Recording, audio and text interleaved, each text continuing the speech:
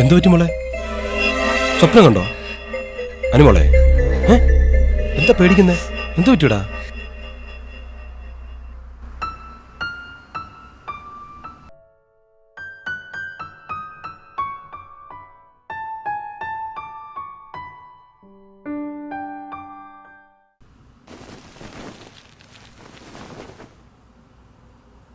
Sir എഴുന്നേറ്റോ? ഇങ്ങോട്ട് വന്നേ. എന്താ? ഇങ്ങോട്ട് വാടി.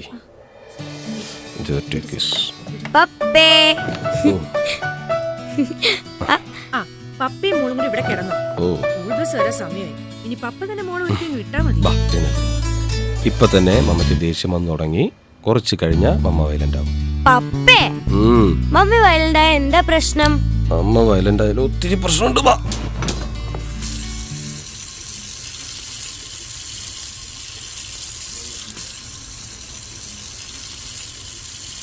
സലി, എത്ര പ്രാവശ്യം പറയണു ഇങ്ങനെ മുടിയും തോർത്തിക്കൊണ്ട് കിച്ചണിൽ വരരുതെന്ന്. സോറി. അത് പോട്ടെ, പുതിയ നോവലിന്റെ കാര്യം എന്തേ? വല്ല പ്ലോട്ടും കിട്ടിയോ? അതോ ഈ കൊഞ്ചലും കുട്ടിക്കളിയും മാത്രമേ ഉള്ളോ? സാറ്റിസ്ഫൈഡ് ആയിട്ടുള്ളൊരു പ്ലോട്ടിലേക്കും എത്താൻ പറ്റുന്നില്ല. എനർജി അല്പം പോരാ. പിന്നെ വേറെ എല്ലാത്തിനും നല്ല എനർജിയാണല്ലോ. അതല്ലേടി എന്റെ ജീവൻ ടോൺ. നീയല്ല എന്റെ ഖനി. എന്താ ഇത്? സലി പോയെ, പുറത്തേക്ക് പോയെ, ഇല്ലെങ്കിലേ റൊമാൻസ്.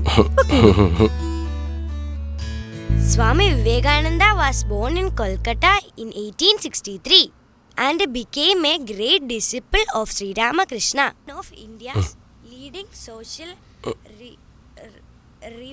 reformers. HR മാനേജരെ, He was one ഞാനൊരു of സാഹിത്യം India's പറയട്ടെ. leading social reformers. മനസ്സിലാവുന്നുണ്ട് മോനെ കാര്യം. എന്ത്? സലി സാഹിത്യം പറഞ്ഞിട്ടുള്ളപ്പോഴൊക്കെ എനിക്ക് ലീവ് എടുക്കേണ്ടി വന്നിട്ടുണ്ട്.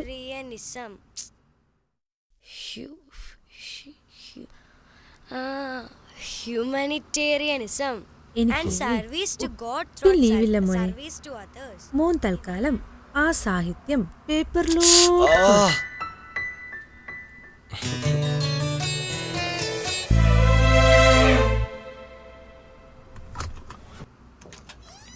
പപ്പേ വന്നോ? വന്നു. വാ.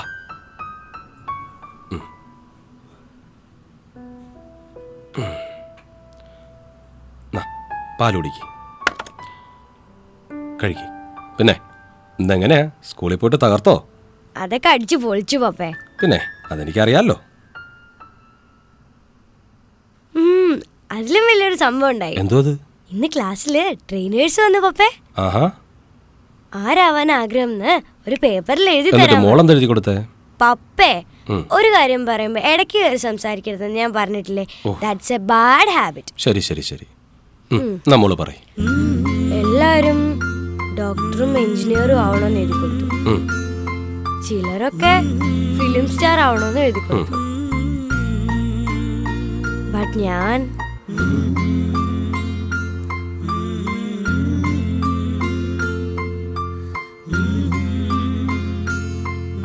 എനിക്ക് പപ്പയെ പോലെ ഒരു റൈറ്റർ ആയാൽ മതി. എല്ലാരും എന്നെ ഒരുപാട് അപ്രീഷിയേറ്റ് ചെയ്തു പപ്പേ. ടീച്ചേഴ്സ് പപ്പയെ കുറിച്ച് അവരോട് പറഞ്ഞു. അവരും ഭയങ്കര എക്സൈറ്റഡ് ആയി. അതെയോ?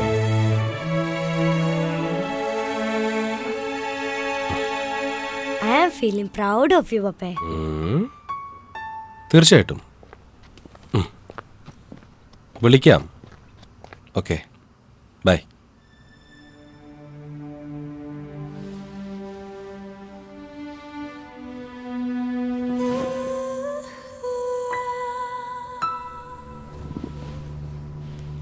എന്താടോ? Heavy work pressure Sali. I'm totally fed up with this hiring and firing. Work ചെയ്യുന്നത് ഹ്യൂമൻ റിസോഴ്സ് ഡിപ്പാർട്ട്മെന്റ്, ബട്ട് ഒട്ടും ഹ്യൂമാനിറ്റി ഇല്ലാത്തൊരു ജോലി. Come on dear, റിലാക്സ് ചെയ്യാർ. എടോ, ഏതൊരു ജോലിയും പ്രണയത്തോടുകൂടി ചെയ്താൽ അതിലൊരു കലയുണ്ടാവും. അപ്പോൾ അതൊരു കലാരൂപമായിട്ട് മാറും. ഞാൻ പറഞ്ഞല്ലോടോ, ഓഷോ പറഞ്ഞതാ. പോട്ടെ, എല്ലാം ശരിയാവും. താൻ പോയി ഒന്ന് ഫ്രഷ് ആയിട്ട് വാ. അപ്പോൾ ഈ മൂടൊക്കെ അങ്ങോട്ട് മാറും.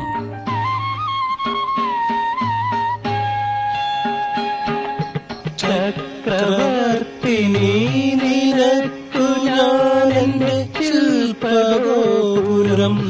തുറന്നു പുഷ്പപാദുകം പുറത്തു വയ്ക്കുമേ നഗ്നപാതയായ പ്രണയവും രതിയും എണ്ണപെരിയാത്ത വരികൾ അല്ലേ? എന്താ സാഹിത്യം! Vayalar he's A legend.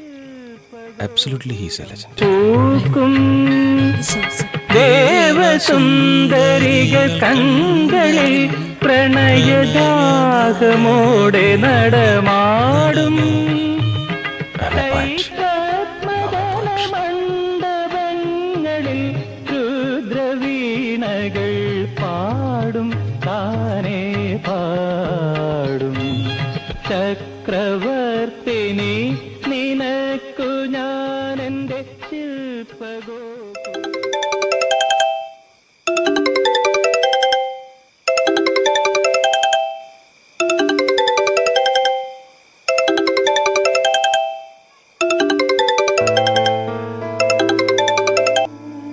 Hello hello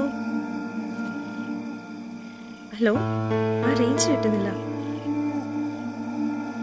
ആ ഞാനൊന്ന് പുറത്തേക്ക് ഇറങ്ങട്ടെ.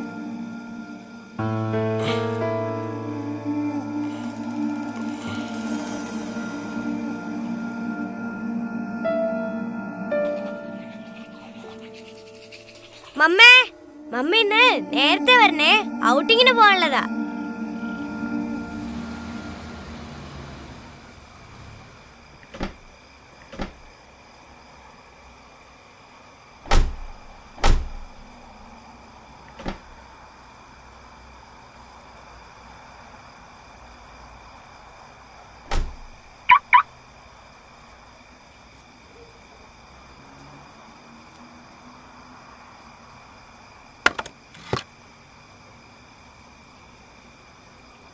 നിനക്കല്ല ക്ഷീണമുണ്ടല്ലോ, നീ പോയി കിടന്നോ.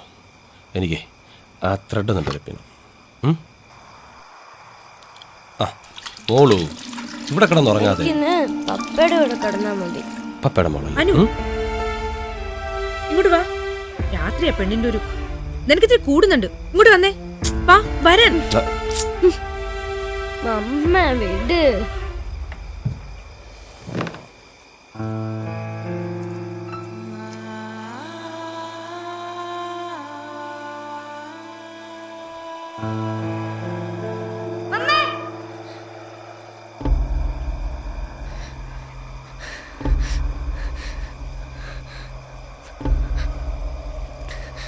എന്തു പറ്റി മോളെ? സ്വപ്നം കണ്ടോ? എന്തു പറ്റി? എന്താ സംഭവിച്ചത്? അറിയില്ല. സലി ഒന്ന് പുറത്തേക്ക് പോയേ.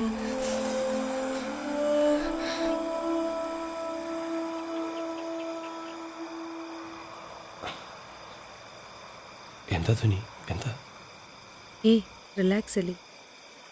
അവള് നമ്മുടെ മോള് ഒരു പെണ്ണായി.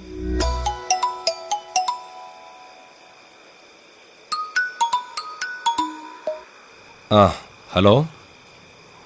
ആ പറ മോളെ, എന്തു പറ്റി? ഇല്ലല്ലോ, മോള് വരെ സമയമായില്ലല്ലോ. അതിന് ഇനി അരമണിക്കൂറില്ലേ? ശരി. ആ നീ എന്തായിരുന്നു നേരത്തെ? ആ ഇന്നൽപ്പം നേരത്തെ കഴിഞ്ഞു.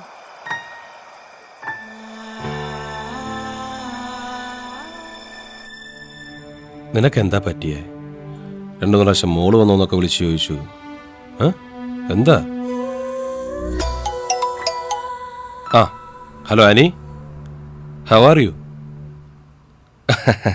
ആ ശരിയാ. ആര് പറഞ്ഞു? ദേവിച്ച് പറഞ്ഞു. ഓ അതിനെന്താ, കാണാം. ആ വൈഫ് വന്നിട്ടുണ്ട്, ഞാൻ വരാം. ശരി.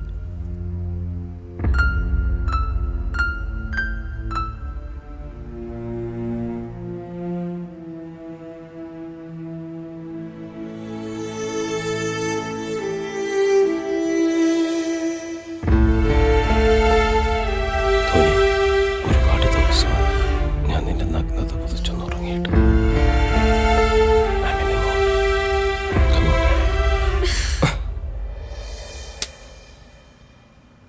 ഇവക്കിതെന്തു പറ്റി?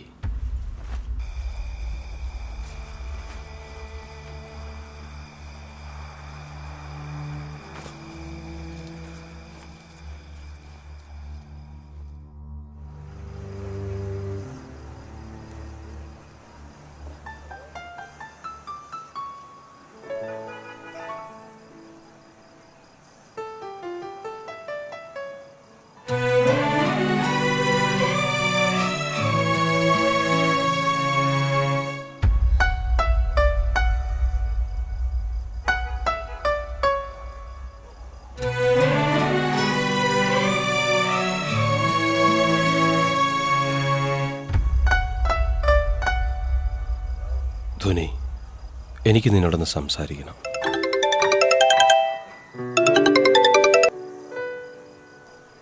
ഹലോ. ആ, ഞാൻ ദാ ഇറങ്ങി.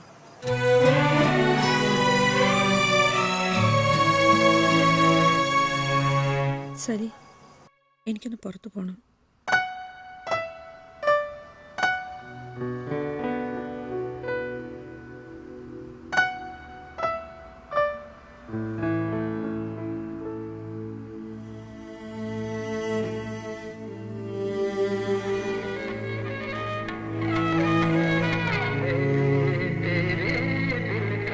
പപ്പേ. ഓ, എത്തിയോ എൻ്റെ പൊന്നുമോളെ?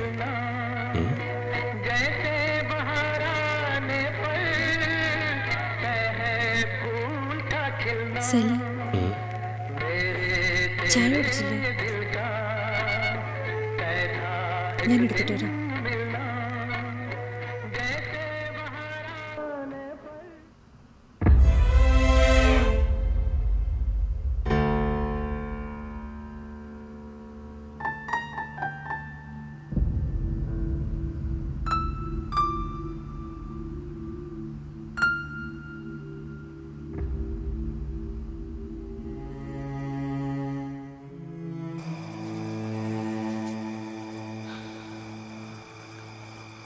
എന്താ നിനക്ക് പറ്റിയത്?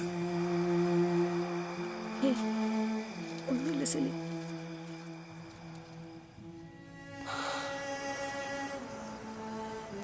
എനിക്ക് ലോകത്ത് നീ മോളും മാത്രല്ലേ ഉള്ളൂ.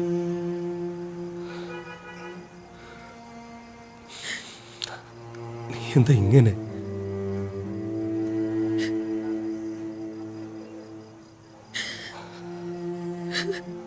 നീ കരയാതെ. നീ മോളും കരയെന്ന് എനിക്ക് താങ്ങാൻ പറ്റില്ല. നീ ഒന്ന് തനിച്ചിരിക്കുക. റിലാക്സ്. എന്തായാലും ഞാൻ കൂടെ ഇല്ലേ?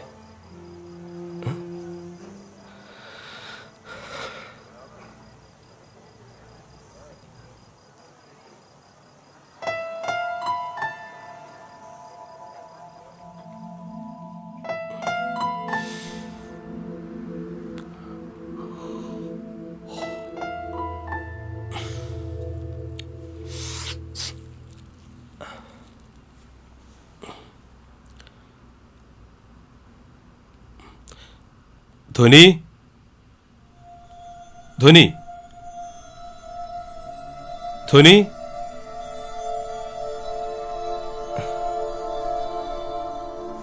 ധ്വനി, ഇവിടെവിടെ പോയി? ധ്വനി.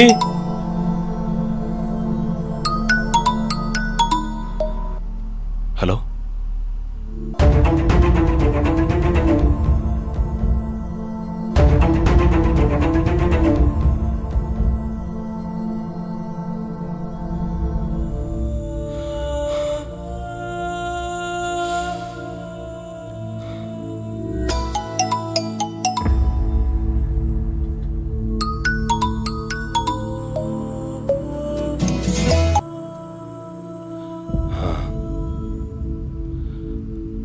അറിയാം,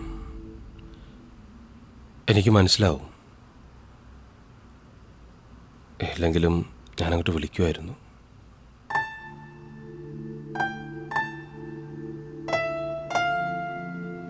സോറി ആനി.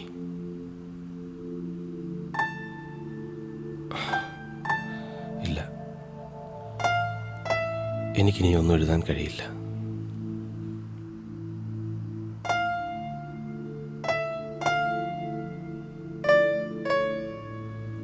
ഇല്ല ആനി, സലിൽ ഇബ്രാഹിം എന്ന എഴുത്തുകാരൻ ഇവിടെ അവസാനിക്കുകയാണ്.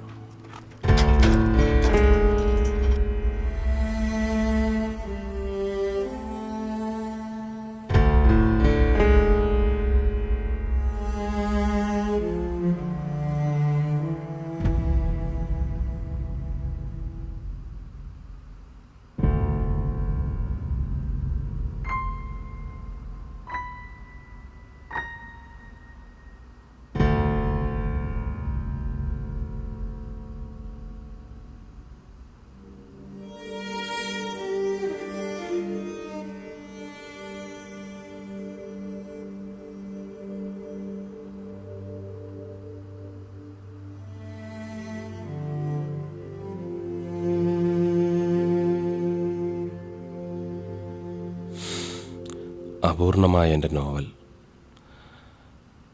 എൻ്റെ അവസാനത്തെ കൃതി അവൾക്ക് സമർപ്പിക്കുകയായിരുന്നു.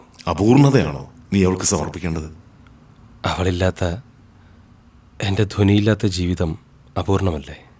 ഇനിയുള്ള ജീവിതത്തിന്റെ എക്സ്റ്റൻഷൻ പൂർണ്ണമാണോ അപൂർണമാണോ എന്ന് ആർക്ക് പറയാൻ കഴിയും? ഒരു കലാകാരൻ്റെ സൃഷ്ടി എന്ന് പറയുന്നത് അയാളുടെ മനസ്സാണ്. ആ മനസ്സ് നഷ്ടപ്പെട്ടാൽ പിന്നെ എന്ത് കല, എന്ത് സൃഷ്ടി? സ്വന്തം ജീവിത ദുരന്തങ്ങൾ കൂടി എഴുത്തിന് വിഷയമാക്കുമ്പോഴാണ് ഒരാൾ യഥാർത്ഥ കലാകാരനാകുന്നത്.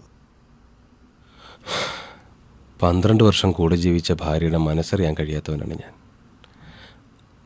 ഞാൻ എങ്ങനെയാണ് എനിക്ക് അന്യമായൊരു കഥാപാത്രത്തിൻ്റെ മനസ്സറിയുന്നത്? എനിക്ക് മനസ്സിലാക്കാൻ പറ്റും സലി, ധ്വനിയുടെ വേർപാട് നിന്നെ എത്രത്തോളം വേദനിപ്പിക്കുന്നുണ്ടെന്ന്. പക്ഷെ അതിനും അപ്പുറം എന്തുകൊണ്ട് എന്ന ചോദ്യം, അതാണ് നിന്റെ കലാകാരനെ ഇല്ലാതാക്കുന്നത്. ഇവിടെ വരുന്നതുവരെ ഇത് നിന്നോട് പറയണോ വേണ്ടോ എന്ന് എനിക്കറിയില്ലായിരുന്നു. പക്ഷെ ഇപ്പോ നീ അതറിയണം. നിന്നിൽ എഴുത്തുകാരൻ, ഒരു കലാകാരൻ ജീവിച്ചിരിക്കാൻ വേണ്ടി, അതിനുവേണ്ടി മാത്രം.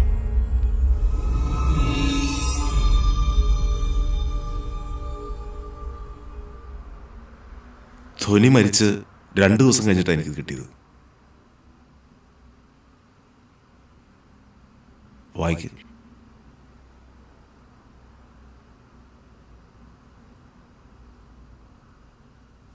ഡിയർ ദേവിജി,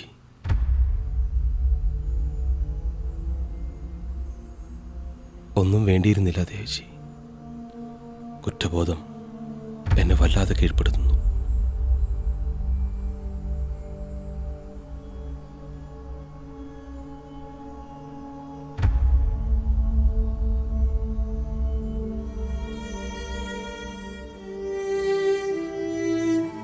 അന്ന് രാത്രിയിലെ ദേവ്ജിയുടെ ഫോൺ കോൾ, അതായിരുന്നു തുടക്കം.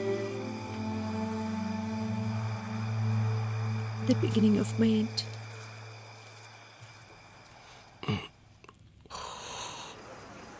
ഹോൾഡി, ഞാനൊന്ന് പുറത്തേക്ക് ഇറങ്ങിക്കോട്ടെ. Hello Devji. Oh, what a surprise! Disturbance ആയെങ്കിൽ സോറി എന്ന് പറയില്ല, സഹിച്ചേ പറ്റൂ. ഡിസ്റ്റർബ് ചെയ്യലാണല്ലോ നമ്മുടെ പ്രധാനപ്പെട്ട പണി, അല്ലേ ധ്വനി? പിന്നെ എന്താ സമാചാരങ്ങൾ? എങ്ങനെ ഉണ്ടായിരുന്നു യാത്ര, ഹൗസ് ട്രിപ്പ്? സമാചാരങ്ങൾ ധാരാളമായി ഇருக்கு. പക്ഷെ യാത്ര ഫൈൻ എന്ന് പറയാൻ പറ്റില്ല. എന്തു പറ്റി? Give me a cigarette.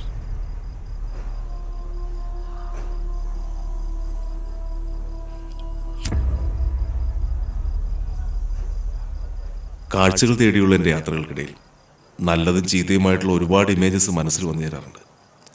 അതിൽ പലതും ചായം തേച്ച് മിനിക്കിയ രൂപങ്ങളായി മനസ്സിൽ നിന്നങ്ങ് മാഞ്ഞു പോകും. But this is something horrible. ഡൽഹിയിൽ ഞാൻ കണ്ട കാഴ്ച ഒരു ഞെട്ടലോടെയോ മരവിപ്പോടെയോ മാത്രമേ എനിക്ക് ഓർക്കാൻ കഴിയൂ. വളരെ യാദൃച്ഛികമായിട്ടാണ് ഞാൻ എൻ്റെ ഫ്രണ്ട് ഗുപ്തയോടൊപ്പം ആ ജുവനൽ ഹോമിൽ ചെന്നത്. കയ്യിൽ ക്യാമറ ഉണ്ടായിരുന്നു. അവിടെ അങ്ങനെ കറങ്ങി നടക്കുമ്പോൾ പെട്ടെന്ന് ആരോ പിന്നിൽ നിന്റെ കയ്യിൽ പിടിച്ചു. തിരിഞ്ഞു നോക്കുമ്പോൾ നല്ല തിളക്കമുള്ള കണ്ണുകളുമായിട്ട് ഒരു കൊച്ചു പെൺകുട്ടി, ഒരു 12 വയസ്സ് പ്രായം. അവൾ എന്നോട് ചോദിച്ചു, അങ്കിളെ എൻ്റെ ഫോട്ടോ എടുക്കാമോ? ഞാൻ ഫോട്ടോ എടുത്തു. പെട്ടെന്ന് ഒരു സ്ത്രീ അവിടേക്ക് വന്നു. ഈ കുട്ടിയെ അവരുടെ സാരി കൊണ്ട് ഇങ്ങനെ മറച്ചു പിടിച്ചു. എന്നിട്ട് ദേഷ്യത്തോടെ എൻ്റെ മുഖത്തേക്ക് തുറച്ചു നോക്കി കുറെ ചീത്തയും പറഞ്ഞിട്ടങ്ങ് നടന്നുപോയി. ഒന്നും മനസ്സിലാവാതെന്ന് എന്നോട് ഗുപ്തയാണ് ആ സത്യം പറഞ്ഞത്. ആ കുട്ടി പ്രഗ്നൻ്റ് ആയിരുന്നു. ഉത്തരവാദി സ്വന്തം അച്ഛനും. ഇതറിഞ്ഞതോടെ ആ സ്ത്രീയുടെ മാനസിക നില തകരാറിലായി. സ്വന്തം മകളുടെയും അവളുടെ വയറ്റിൽ വളരുന്ന കുഞ്ഞിൻ്റെയും അച്ഛൻ ഒരാൾ തന്നെയാണെന്നറിയുന്ന ഒരു സ്ത്രീ എങ്ങനെ സ്വബോധത്തോടെ ജീവിച്ചിരിക്കും? Well, I need a black tea. ഓ, ഞാനത് മറന്നു. ഇപ്പൊ കൊണ്ടുവരാം. ദേവ്ജി, ആ ആ കുട്ടിയുടെ ഫോട്ടോ ഉണ്ടോ കയ്യില്? ആ ക്യാമറയിൽ നിന്ന് ഞാൻ മൊബൈലിലേക്ക് ആക്കി.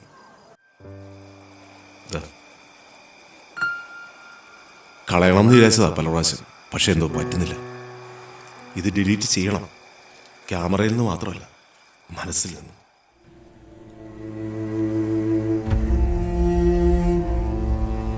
ചായ റെഡി. ആ thank you. I think I M A little bit relaxed now. എനിക്ക് ഇതൊരിക്കലും ഒരു ചിത്രമാക്കാൻ പറ്റില്ല. ഒരുപക്ഷെ ഒരു ജീവിതം മുഴുവൻ വരച്ചു വെക്കാൻ പറ്റിയെന്ന് വരും. പക്ഷെ ചില ഇമോഷൻസ് അതൊരു ക്യാൻവാസിൽ ഒതുങ്ങില്ല. ഇതൊരു പക്ഷെ നിനക്ക് ഹെൽപ്ഫുൾ ആയിരിക്കും. May be you can write a novel out of this. അതുകൊണ്ടാണ് വരുന്ന വരവിൽ തന്നെ നിന്നെ കാണാൻ വന്നത്. ദേവിയുടെ മൊബൈൽ ആ ഫോട്ടോ കാണുമ്പോൾ അതേ ഭാവത്തോടെ നിൽക്കുന്ന അനുമോളുടെ ചിത്രമാണ് എൻ്റെ മനസ്സിൽ വന്നത്. പിറ്റേന്ന് ഔട്ടിങ്ങിന് പോയി വന്ന ശേഷം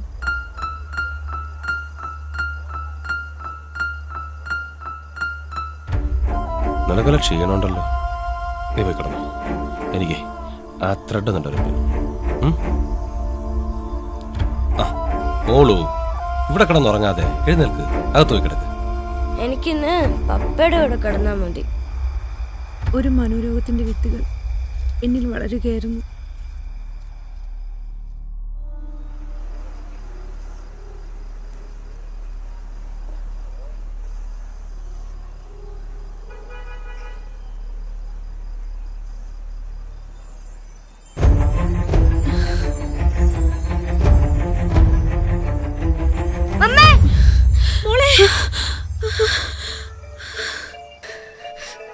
എന്തു പറ്റി മോളെ? സ്വപ്നം കണ്ടോ? എന്തു പറ്റി? എന്തു പറ്റി? എന്താ മോളെ? എന്താ സംഭവിച്ചത്? എനിക്കറിയില്ല.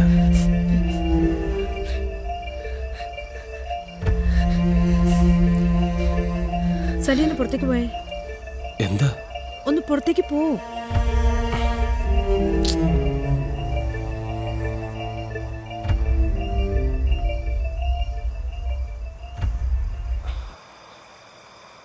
എന്താ ധ്വനി? എന്താ? ഏയ് റിലാക്സ് അല്ലേ. അവള് നമ്മുടെ മോള് ഒരു പെണ്ണായി. നമ്മുടെ മോള് നിന്നേക്കാൾ സുന്ദരിയായിട്ടുണ്ട്. സലി പറഞ്ഞ ആ വാക്കുകൾ എന്നെ വല്ലാത്ത അവസ്ഥയിലാക്കി മാറ്റി. ധ്വനി, എന്തോ കരിയുന്ന മണം വരുന്നു.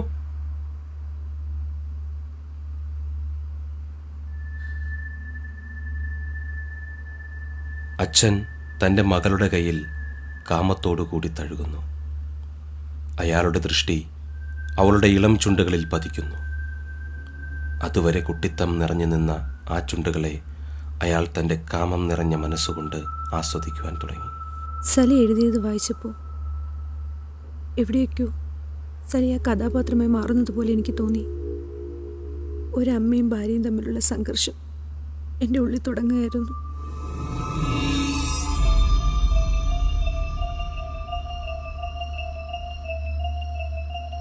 ധ്വനി,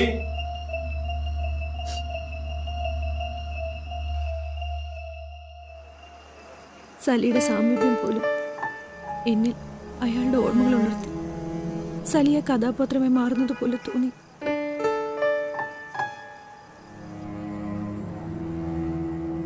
ഇന്ന് സ്കൂൾ അസംബ്ലിക്ക് ഭയങ്കര ക്ലാപ്സ് ഒക്കെ ആയിരുന്നു. എൻ്റെ ടോക്ക് എല്ലാവർക്കും ഇഷ്ടപ്പെട്ടു. സാറ് ഭയങ്കരമായിട്ട് ക്ലാപ്പ് ചെയ്തു. സാറിനെ ഭയങ്കരമായിട്ട് അപ്രീഷിയേറ്റ് ചെയ്തു. ഫ്രണ്ട്സ് എല്ലാവരും ഭയങ്കര ക്ലാപ്സ്. ഇതൊക്കെ ഒരാളോടെങ്കിലും പറയാതെ വയ്യ എന്ന് തോന്നിയപ്പോഴാണ് ഞാൻ ദേവിജിയെ കാണാൻ വന്നത്. ധോനി, നീ എന്താണ് പറയുന്നത്? എന്തൊക്കെയാണ് നീ ആലോചിച്ചു കൂട്ടുന്നത്? Have you lost sense? എനിക്കറിയില്ല, എനിക്കൊന്നും അറിയില്ല. ധോനി, നീ ഒന്ന് ആലോചിച്ചു. 17-ാം വയസ്സ് മുതൽ ഒരുമിച്ച് ജീവിച്ചു തുടങ്ങിയവരാണ് നീ സലീം. ഈ കഴിഞ്ഞ 13 വർഷത്തിനിടെ നിന്റെ ഭർത്താവ് നീയല്ലാതെ ഏതെങ്കിലും ഒരു പെണ്ണിനെ മനസ്സുകൊണ്ടോ ശരീരം കൊണ്ടോ ആഗ്രഹിക്കുന്നുവെന്ന് എനിക്കിതുവരെ തോന്നിയിട്ടില്ല. ഒരു നോട്ടം കൊണ്ട് പോലും അയാളങ്ങനെ ചെയ്യുമെന്ന് നിനക്ക് പറയാൻ കഴിയൂ? ധോനി, അയാളെക്കുറിച്ച് ഞാൻ പലപ്പോഴും പറയാറുള്ളൊരു കാര്യമുണ്ട്. കടലാസ് മെത്തയിൽ അക്ഷരകന്യകളെ പോലും പേന കൊണ്ട് കളങ്കപ്പെടുത്താത്ത ഒരു എഴുത്തുകാരൻ. അയാൾ എങ്ങനെയാണ് ഇങ്ങനെയൊക്കെ? നീ ഇപ്പൊ ചിന്തിക്കുന്നതെല്ലാം തെറ്റാണ് ധോനി. മുന്നോട്ടുള്ള പോക്കിൽ ഒരിക്കലും തിരുത്താൻ പറ്റാത്ത തെറ്റ്. താരതമ്യം നല്ലതിനാകണം, അല്ലാതെ എവിടെയോ നടന്നൊരു തെറ്റിനെ സ്വന്തമാക്കിക്കൊണ്ടാവരുത്. ഒരു പഴയ നാട്ടുജോലി കേട്ടിട്ടില്ലേ? മഞ്ഞപ്പിത്തം പിടിച്ചവന് കാണുന്നതെല്ലാം മഞ്ഞയായി തോന്നുമെന്ന്. ആ അവസ്ഥയിലാണ് നീ ഇപ്പോൾ. ഇങ്ങനെ ഒരു ചിന്ത വെച്ച് നീ കാണുന്നതെല്ലാം ആ ബിംബങ്ങളുടെ തനിയാവർത്തനങ്ങളായിരിക്കും. ഒരു തെറ്റും ചെയ്യാത്ത സലി അനുമോള് അറിഞ്ഞാൽ അവരെങ്ങനെ ടോളറേറ്റ് ചെയ്യും? നിന്റെ ഈ ചിന്ത പാപമാണ്, മഹാപാപം. ശരീരം കൊണ്ട് ചെയ്യുന്ന തെറ്റിനേക്കാൾ വലുതാണ് മനസ്സുകൊണ്ട് ചെയ്യുന്ന തെറ്റ്. ഒരു തെറ്റും ചെയ്യാത്ത രണ്ടുപേരെ കൊല്ലുകയാണ് നീ, അവര് പോലും അറിയാതെ. ധ്വനി, നീ ഒന്ന് ആലോചിച്ച് നോക്ക്. അനുമോളുടെ സ്ഥാനത്ത് നിങ്ങൾക്കൊരു ആൺകുട്ടിയായിരുന്നെങ്കിൽ, നിനക്ക് വന്ന ഈ സംശയം സലിക്കാണോ വന്നിരുന്നെങ്കിൽ നീ എങ്ങനെ റിയാക്ട് ചെയ്യായിരുന്നു?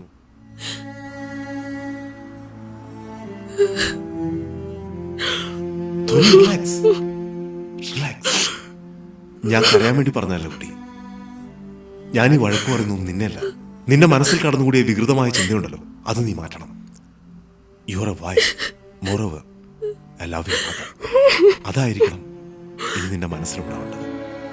ദേവ്ജിയുടെ ആശ്വാസ വാക്കുകൾക്കൊന്നും എൻ്റെ മനസ്സിനെ തിരുത്താൻ കഴിഞ്ഞില്ല. ദേവ്ജി പറഞ്ഞ ഡൽഹി സംഭവത്തിൽ അച്ഛൻ്റെ സ്ഥാനത്ത് സലിയെ, ആ കുട്ടിയുടെ സ്ഥാനത്ത് ഞങ്ങളുടെ അനുമോളെയും, മനോനില തെറ്റിയ അമ്മയുടെ സ്ഥാനത്ത് എന്നെയും എൻ്റെ വൈകൃത മനസ്സ് പ്രതിഷ്ഠിച്ചു കഴിഞ്ഞിരുന്നു. എന്നെ ചുംബിക്കുന്ന ചുണ്ടുകൾ കൊണ്ട് തന്നെയാണോ സലി അനുമോളെയും ചുംബിക്കുന്നത് എന്ന തോന്നലുണ്ടായ ആ നിമിഷം തന്നെ ഞാൻ മരിക്കാൻ തീരുമാനിച്ചിരുന്നു. ദേവിജി, എനിക്ക് സലിയോട് പറയാനുള്ളത് എല്ലാം ഞാൻ എഴുതി കഴിഞ്ഞു. സലി, എനിക്ക് എൻ്റെ സലി അനുമോളെ ഒരുപാട് ഇഷ്ടം. സലി, റിലാക്സ്, റിലാക്സ് മാൻ, റിലാക്സ്. എന്തിനാണ് ഇങ്ങനെ ഒരു പരീക്ഷണം ദേവിജി? എടാ സലി, സലി, നിനക്കിനി ചെയ്യാൻ ഒരുപാട് കാര്യങ്ങളുണ്ട്. അനുമോൾ, അവളുടെ ഭാവി. ധ്വനി ആഗ്രഹിച്ചതുപോലെ നീ എഴുതണം. ലോകം മുഴുവൻ ആരാധിക്കുന്ന ഒരു എഴുത്തുകാരനാവണം. നീ നിന്റെ നോവൽ എഴുതി പൂർത്തിയാക്കണം. Deviji, how can I? എനിക്ക് എങ്ങനെ ഇത് പൂർത്തിയാക്കാനാവും? എടാ, നിനക്കേ അത് കഴിയൂ. ഇനിയുള്ള നിന്റെ എഴുത്തിന് പതിവിലും കവിഞ്ഞ ഇന്റൻസിറ്റി ഉണ്ടാകും. ഇത് നിനക്ക് വേണ്ടിയല്ല, ഇനി ഒരു ധ്വനി ഉണ്ടാകാതിരിക്കാൻ, ഒരച്ഛനും മകളോട് ഇങ്ങനെ ചെയ്യാതിരിക്കാൻ നീ എഴുതണം. അക്ഷരമാണ് ഏറ്റവും ശക്തമായ ആയുധം. വാക്കുകൾക്ക് ലോകത്തെ മാറ്റിമറിക്കാൻ കഴിയും. സോ നീ എഴുതണം. ധ്വനി ആഗ്രഹിച്ചതുപോലെ നിന്റെ എഴുത്തിലൂടെ നീ അവൾക്ക് ശാപമോക്ഷം കൊടുക്കണം.